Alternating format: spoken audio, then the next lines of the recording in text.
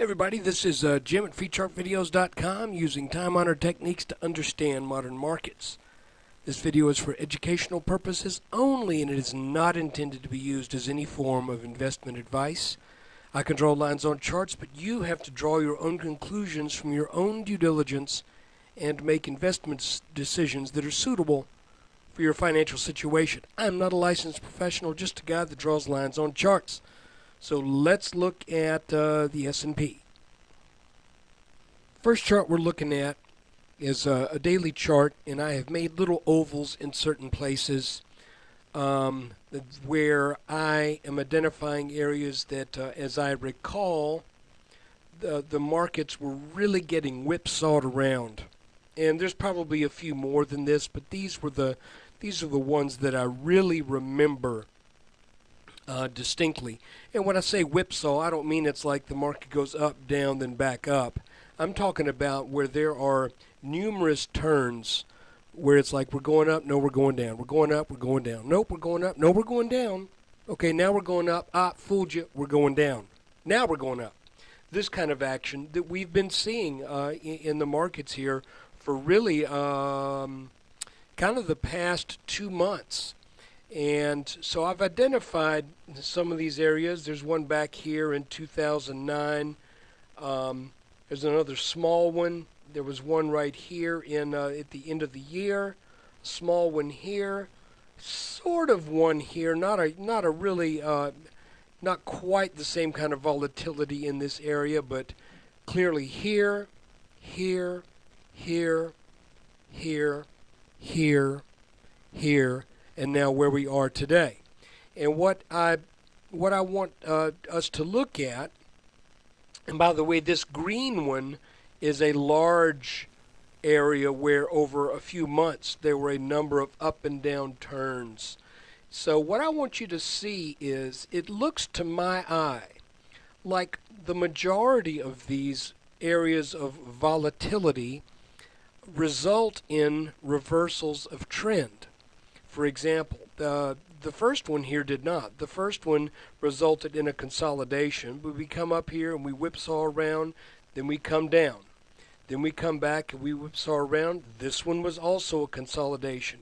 We come up, whipsaw around, come down, whipsaw around, come up, whipsaw, down, whipsaw. You see what I'm saying? Most of these areas of this kind of volatility came during reversals. The only exceptions that I see, and I'm counting this one as a reversal because there was that big move up and then this whipsaw was entered from above.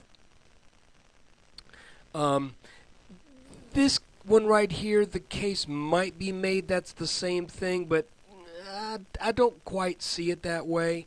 But the idea being that when you get this kind of whipsaw action, that there is a tendency for that to be setting up a reversal. So let's look at what's been going on here lately, and I want to point out something to you, too, that we broke this orange line that extends all the way back to the market bottom here and the right shoulder here. We are now below that. Guys, I'm expecting that line to get back tested. And I am trading as if it will get back tested. I'm expecting it to happen.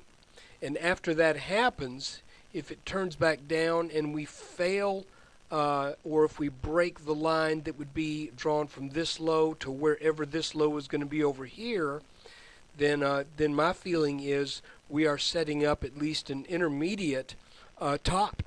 You know, some people have said, Jim, you're kind of a perma bull. I said, no, not really. It's just that, frankly, you know, we've really had nothing but bullishness going on over the past couple years, and you know, I'm not gonna fight the chart, fight the tape, as they say.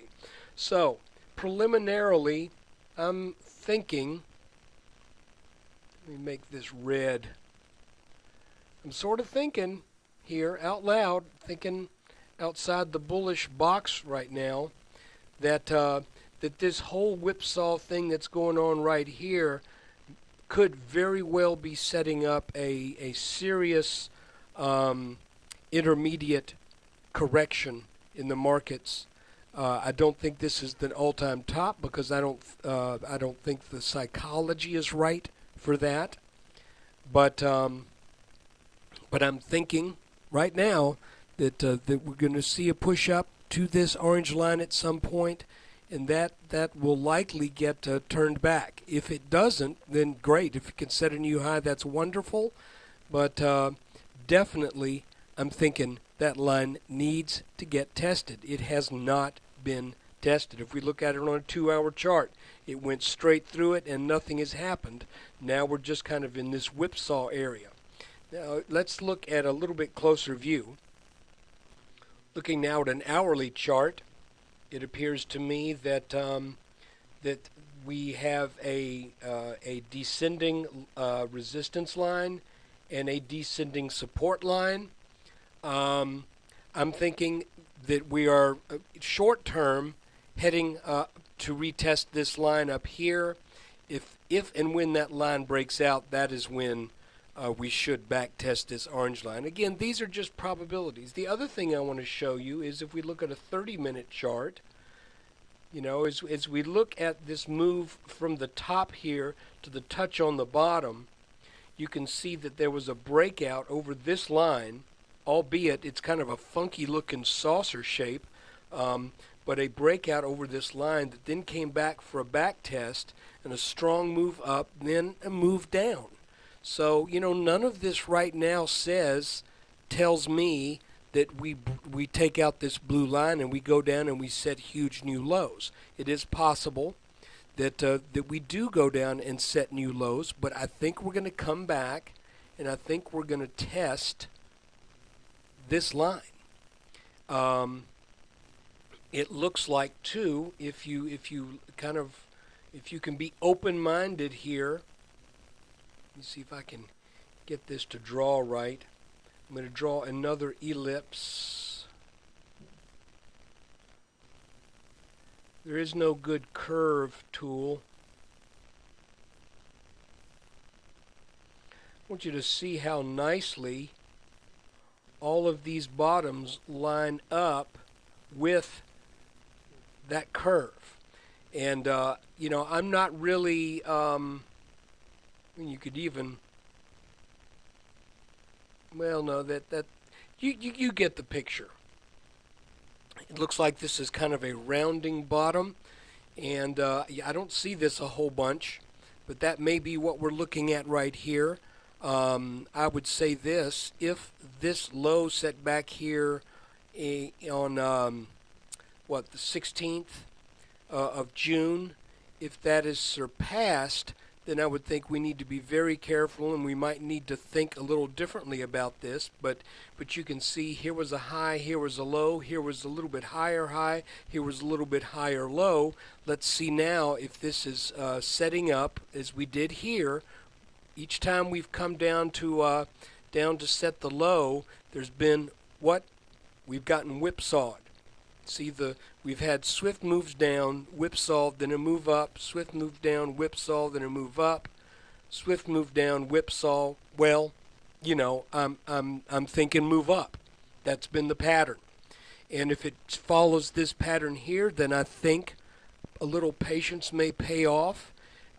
If we get up to this orange line, if we break this blue line, and when we get here it looks like the market starts to really get weak, that's probably a good spot to lock in profits.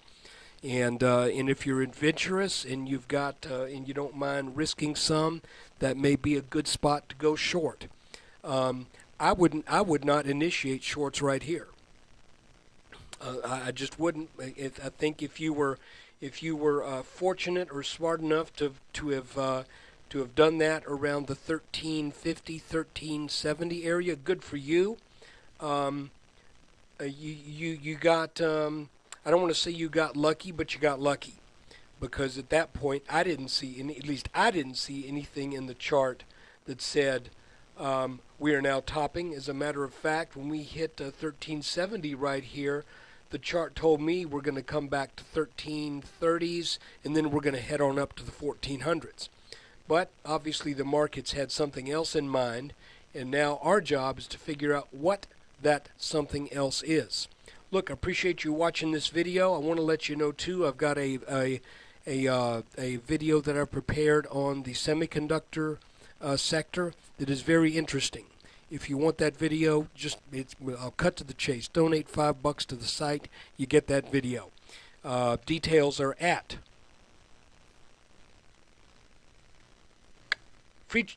that didn't work. Let me center that.